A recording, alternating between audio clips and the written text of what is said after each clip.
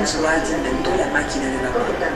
Esto marcó el principio del proceso histórico conocido como la Revolución Industrial, el cual sentó las bases de las economías modernas. La invención de Watt permitió que la gente fabricara más productos y se desplazara con mucha mayor facilidad que antes. ¿Por qué sucedió en Inglaterra y no en otro lado? El impulso a la educación hizo de este país uno de los centros de la revolución científica europea.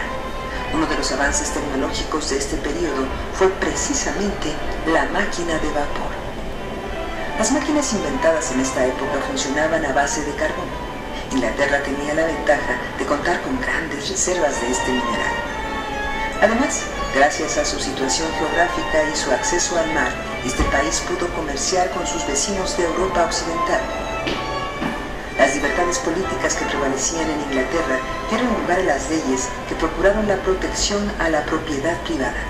Por lo tanto, los ciudadanos sabían que valía la pena esforzarse en producir más porque podían aprovechar los frutos de su trabajo.